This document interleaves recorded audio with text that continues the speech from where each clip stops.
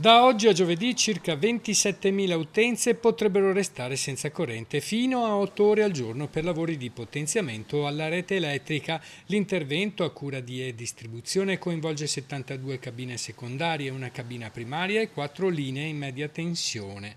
L'elettricità oggi è ritornata alle 11 a Favaro Veneto, ma ha creato disagi per molte attività commerciali. Oggi ci avevano detto che chiudevano dalle 8 alle 4 e adesso io sono qua con la gelateria chiusa e purtroppo perdendo anche soldi.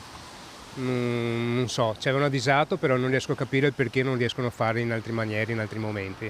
La zona interessata comprende i quartieri di Bissuola Est, Favaro Veneto e Carpenedo, dove sono stati affissi avvisi in 180 strade, coinvolti anche 22 istituti scolastici, in campo 80 tecnici, ma per la municipalità di Favaro Veneto i lavori andavano gestiti in maniera diversa. Non diciamo certamente all'Enel di non fare i lavori di potenziamento della linea elettrica perché sono necessari, però è evidente che questo modus operandi non è che proprio risponda ai criteri della correttezza, perché la gente di martedì lavora e di conseguenza ritengo che si potesse individuare un'altra data, magari di domenica, oppure se fosse possibile di notte. Obiettivamente magari la notte la gente non lavora e la domenica ci sono meno attività commerciali che lavorano. A causa dei lavori alcune attività hanno deciso di tenere chiuso e altri sono venuti nella loro attività commerciale, però visto che non c'era la corrente hanno chiuso. Penso qui al bar centrale, al bar da Gioia, al bar da Demetrio, Toccatì. Il centro commerciale della piazza sembrava un deserto,